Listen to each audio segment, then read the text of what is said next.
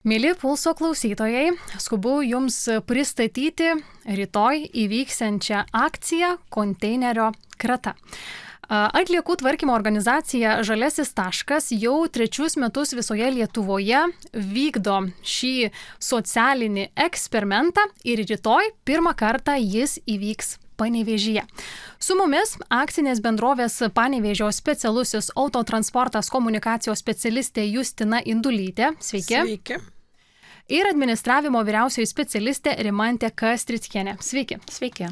Tai jūs mums papasakosit apie šitą akciją. Tai pirmas kartas Panevėžyje. Kodėl prireikė tiek laukti netgi 3 metus? Iš tikrųjų sunku atsakyti, nes mes jau kurį laiką stebėjome, kad Žaliasis taškas būtent šią akciją nuolatos ir būtent labiau gal šiltuoju metų laiku ar nevykdo įvairiuose Lietuvos miestuose ir kažkaip mes pagalvom, kad mes norėtume visai jos ir čia pas mus, nes iš tikrųjų ganėtinai įdomus yra renginys, kada galima iš arčiau pamatyti visą rūšiavimo ciklą, būtent čia ir dabar vykstantį ir kažkaip pasvarstėme, kad visai norėtume to ir pradėjome kalbėti su Žaliuoju tašku ir Panevėžio miesto savivaldybė, kad kodėlgi ne ir pasistengti tai atvežti čia pas mus. Koks yra renginio konceptas, apie ką tai? Na, iš tikrųjų, tai esmė yra labai paprasta.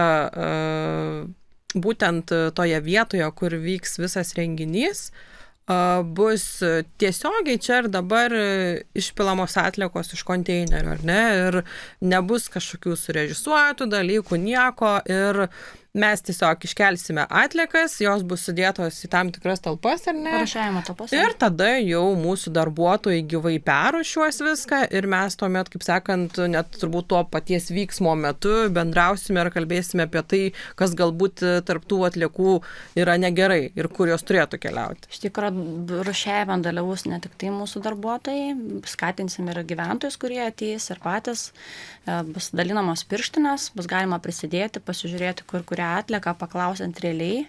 Ta mes darom ir vedamose edukacijose, kad nebūtų vien teorija, bet yra ir praktika, kad žmonės gali prisidėti prie to rūšiavimo, nes būtent tos išpiltos talpos bus patogios ir bus pastatyti skaidraus plastiko konteineriai ir žmonės ir mūsų darbuotojai galės rūšiuoti, kas teisingai rūšiuojama pagal Panevėžio miesto atliekų tvarkymo taisyklės ir kas ne. Taip, bet mes ir kalbam, būtent tikslas yra žmonės pritraukti ir jiems pademonstruoti. Taip, pritraukti ir įtraukti. Tai dabar kur viskas vyks ir kada? Labai lauksime jūsų jau rytoj, penktadienį, 12:30 Savanorių aikštėje adresu 3A. Ir prisusteiksime prie konteinerių aikštelės požeminės. Ir ten, kaip sakant, jau mūsų nepastebėti bus neįmanoma. O kodėl renkamasi nagrinėti būtent plastiko konteinerio turinį? Todėl, kad jis yra turtingiausias pakuočių atliekų segmente. Daugiausiai atliekų yra kombinuotų rinkoje. Ir sudėtingiausia atskirti, nes nemažai būna, tarkim, iš išorės atrodo kaip ir popierius, kartonas, bet viduje dažnai būna plastikas arba folija ir tokia atlieka keliauja būtent į plastiko konteinerį. Mažai kas žino, kad, tarkim, medinės pakuotės yra metamos į plastiko konteinerį. Daugam yra tokių sakykime, klaustukų. Nedaug tiesiog būna, pasitaiko pačiam sraute, ar ne? Pats įdomiausias ir turtingiausias yra plastiko pakuočių atliekų konteineris. Apie medieną man tai yra naujovė. Aš žinau, kad skardinės pakuotės reikia mesti į plastiką, bet apie medieną išgirstu pirmą kartą. Kalbant dar apie tą pačią medieną, tai nebūtų tokia atlieka, kur, tarkime, nežinau, spintelės atraiža, sakykime, kažkokia. Tai turi būti pakuotė. Nes, tarkime, tokias pakuotės dažniausiai kas yra dedama, tarkime, vairūs vaisiai, daržovės ar ne. Jos dažniausiai nedidelės, saldainių dėžutės, man atrodo, dar būna kartais. Bet, reikia nepainioti su ta elementaria mediena, kurią mes bet kur galime ir negauti, kad tu jau gali tokį dalyką mesti. Ne. Akcentuotina, kad tai turi būti pakuotė. Labai gerą pastebėjimo kolegė pasakė, nes daug metų Lietuvoje, sakykime, buvo klaidinami vartotojai, kalbant apie atliekų rūšiavimą, nes dar po šią dieną užrašyta popierius, plastikas ir stiklas ir pamiršdavo žodį pakuotė. Gamintojai ir importuotojai organizacijos atsakingas tik už pakuočių atliekas ir būtent tie gražūs spalvoti konteineriai yra skirti pakuotėms. Ta mes mokiname ir per edukacijas moksleivikus. Pernai pradėjom nuo pradinukų ir priešmokyklinukų.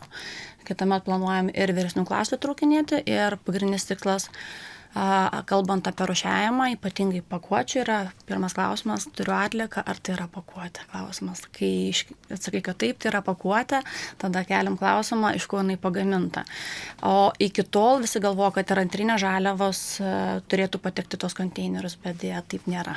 Tai va, tikslas galbūt priminti arba supažindinti gyventojus su tuo. Tai kokios yra tos dažniausios klaidos? Ar tai yra tai, kad metam tarsi plastikinį daiktą, bet jis nėra pakuotė? Ką jūs pastebit? Tai pagrindė ir yra, kad didžioji dalis, tarkim, dalyvaujant morfologiniuose tyrimuose irgi atliekama, pernai su kolegė dalyvavom, tai tarkim, plastiko konteineriuose radom padangų prigurstukas, žaislų plastikinių, o pampersų panaudotų. Taip. Tai pampersas nepakuotė, nors ir iš plastiko pagamintas, padangos, guma, net apskritai medžiaga netinkama, net kaip ar antrinių žaliavų sakytumėm, žaislai atrodo plastikas, bet nepakuotė. Taip patys srautą ir elektronikos daug labai patenka. Taip. Kas iš tikrųjų labai gąsdina ir šiurpina, nes dėl ko veikiausiai pagrindė ir didieji tie atliekų tvarkymo įmonių gaisrai vyksta. Greičiausiai, kad nuo neteisingai įmestų atliekų, kurios būtent šiukšliavežėje, kai yra viskas presuojama ar ne, kad daugiau tilptų, sukelia sprogimą tiesiog. Arba per srautą patenka į rūšiavimo cechus. Tai jūs tos klaidos, kurias įvardina ten, tarkim, padangos, jūs manot, kad tai yra nežinojimo pasekmė, ar čia jau kažkoks gal net piknaudžiavimas, kaip kad buvo pas mus atsirado maisto konteineriai ir kažkada minėjot, kad rado ten ar televizorių ar kažką ir žodžiu laiko tai kaip tarsi kažkokiu protestu ar kažkuo, tai va čia labiau tas įdomu nežinojimas ar kaip? Na čia reikėtų galbūt save pastatyti į tokio žmogaus vietą, tai aš iš tikrųjų net nežinau, aš išvelgčiau galbūt didžiąją dalį ir nežinojimo, bet yra ir momentas, kad galbūt tiesiog norima pasipriešinti galbūt sistemą, eiti prieš sistemą, kad vat aš nenoriu taip elgtis, bet tai nėra tikrai sveikintina ir bet kokiu atveju, mums tai tikrai nepatogumų nesukelia, mes bet kokiu atveju turėsime tai sutvarkyti, tik tais bėda tame, kad galbūt nereikėtų taip elgtis, nes tos padangos patekusios į tokį konteinerį, jos jam nei pridėtinės vertės duoda, nei kažkokios naudos būtent rūšiavimui pačiam. Iš principo, kalbant apie pakuotas ir pakuočių atliekas, kai jos patenka į mišrių atliekų konteinerius, gaunasi, kad vartotojas sumoka 2 kartus, nes jis įsigydamas prekę jau sumoka tą atitinkamą dalį už atliekų sutvarkymą, nes jinai yra įskaičiuota, nes kiekvienas gamintas ar importuotas Lietuvoje turi pasirinkti ar mokėti į valstybės biudžetą tam tikrą procentą pagal, sakykime, pakuotės tos gramus, kiek sudaro produkte, arba pasirinkti vieną iš 2 organizacijų, nes yra Žaliasis taškas, su kuria organizuojame renginį, ir Gamtos ateitis. Berods kuriasi dar 3 organizacija, jeigu surinks 5% rinkos, turėsime jau 3 rinkos dalyvius.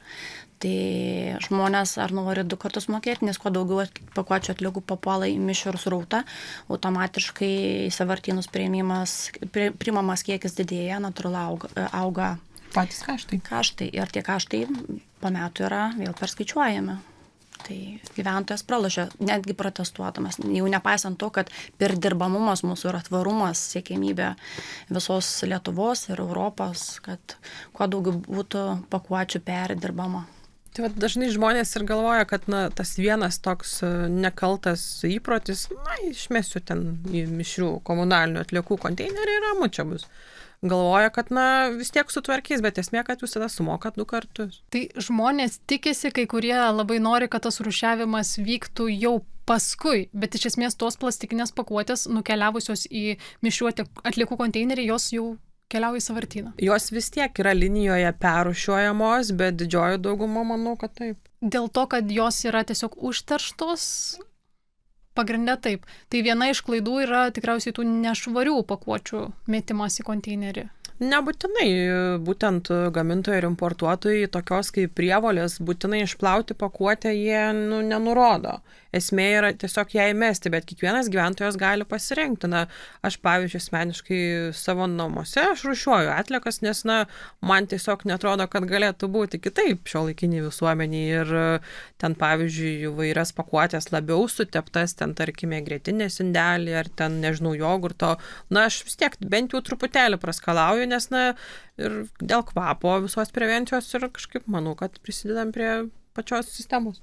O gyvenant individualioje valdoje, tai esi suinteresuotas rūšiuoti, nes pakuočių atliekų konteineriai nemokamai yra išvežami, o mišrių atliekų konteineriai dėja, jeigu tu turėsi daug atliekų mišrių, turėsi turėti didesnį konteinerį ir didesnę įmoką kas mėnesį mokėti. Tai natūralu, kad per tą prizmę ne tik tvarumo skatina rūšiuoti. Kaip apskritai vertinat žmonių motyvaciją metams bėgant rūšiuoti ir jų žinias? Laikui bėgant, manau, kad atsiranda tikrai daugiau žmonių, kurie supranta šito būtent dalyko prasmę ir poreikį, nes tai nėra tik procesas dėl proceso. Ne todėl, kad kažkas užsigeidė arba nurodo ar ne mūsų įstatymai ir panašiai. Tai yra daugiau, sakyčiau, ir dėl savęs, ir iš idėjos tam, kad tu kažkiek galėtum prisidėti prie to, kad gamta nebūtų taip stipriai niokojama, nes, iš tikrųjų, labai daug ir skirtingų elementų tą gamtą mūsų teršia, ne tik pačios atliekos. Tai, pavyzdžiui, apie plastiko pakuotės būtent kalbant, josgi labai daug metų yra gamtoje. Ir paskui patenka į gruntinius vandenis, o tie gruntiniai vandenis kur keliauja? Ten, kur mes mėgstam jį ir toliau gerti, ne? Viskas ta prasme nusėda. Ir viskas keliauja ir grįžta lygiai taip pat į mūsų organizmus, nes ir pagal statistinius duomenys jau įvairiuose žmonių organuose mikroplastiko likučių yra visokių smulkių randama. Tai ir apie ką byloja, kad neteisingai tvarkomos atliekos arba apskritai netinkamai elgiamasi su gamta, viskas grįžta ratu. Nėra taip, kad jos kažkur tiesiog dingsta, patekusios ne ten, kur turėtų. Tas globalus požiūris, kad aš nesu kažkoks tai atskiras individas šitam pasaulyje, jis ne visiems būdingas. Tai kaip jūs siekia tos žmonių protus pasiekti su šitą informaciją? Mes vykdom kontrolę, tarkim, kas individualiuose valdose pakankamai gera situacija yra tikrinami visų rūšių atliekų konteineriai. Su pakuotėm dar truputį turim vargelio, kad tikrai daug antrinių žaliavų randam. Tai to švietimo būtent ir reikia, tas renginys labai aktualus. O taip, sakyčiau, kiek tikrinimo atlieka iš esmės, man gera situacija su individualiom valdom, bet su kolektyvinė atsakomybė yra kur kas prastesnė situacija, nes pernai metų morfologiniai tyrimai, kuriuos irgi atlikom su gamintojų ir importuotojų organizacijom, parodė, kad ta nėra labai bloga, bet to gerėjimo dar yra kur padirbėti iš tikrųjų. Dar reiks palaukti. Kaip sakant, įpročiai nesusiformuoja per mėnesį, per 2. Jeigu tu pradėjai jau šią kelionę, kaip vadinu, šią tvarumo link, kad tu galbūt nori prisidėti prie to, kad geriau galėtų gyventi tiek mes ar ne ir ateities kartos, tai tu realiai su kiekviena diena mokaisi. Tu turi įprasti, tai turi tapti įpročio, jam reikia laiko susiformuoti. Tai mes bet kokiu atveju ir su Rimante ir ne vykdydamos edukacinius užsiėmimus moksleiviams ir apskritai atlikdami savo švietėjišką veiklą kaip įmonė, būtent šią temą atliekų rūšiavimo, mes ir stengiamės prieiti prie žmogaus ir jam bent jau aiškiai suprantama kalba paaiškinti, kodėl tai yra svarbu ir kad tai nėra tik tais sistemos noras, kad tai būtų. Tai turi tapti įpročiu, nes taip gyvena didžioji dauguma viso šiuolaikinio pasaulio ir kitose šalise iš tikrųjų tas nerūšiavimas jau yra į tave keistai nežiūrima, kad tu taip elgiesi, nes nuo to kenčia visi tiesiog. Mūsų edukacijų ir, sakykime, toksai šūkis yra, kad švara ir tvarka prasideda nuo tavęs. Tai ne nuo kažko, ne nuo kito, bet nuo tavęs. Tai tikslas įtraukti, kad žmonės nuo savęs pradėtų, mes kaip organizacija tikrai padėsim ir prisidėsim. Ir būtent šitą konteinerio krata, kuri rytoj vyks pas mus pirmą kartą, tai manau, kad labai puikiai čia ir dabar gyventojams, kurie ar ne labai tikimės, kad ateis ar ne, parodys, kas vat iš tikrųjų gyvena tame konteinerį ir kaip turėtų būti išrūšiuotos tos atliekos. Tai taip, čia dar kartelį tada akcentuoju, kad rytoj, tai yra birželio 12 dieną, 12 valandą, 30 minučių, visi yra laukiami Savanorių aikštėje. 3A šalia bendro naudojimo komunalinio atliekų surinkimo aikštelės. Čia požeminė aikštelė būtų. Ir vienus gal atves smalsumas, kitus gali atvesti, čia matau, prizai kažkokie laukia. Taip, žaliasis taškas tikrai bus pasiruošę, mes taip pat būsim pasiruošę bendrauti su gyventojais, atsakyti į rūpimus klausimus, duoti prizų už galbūt gerus klausimus ar ne ir panašiai. Tikrai bus smagu, kviečiam atvykti.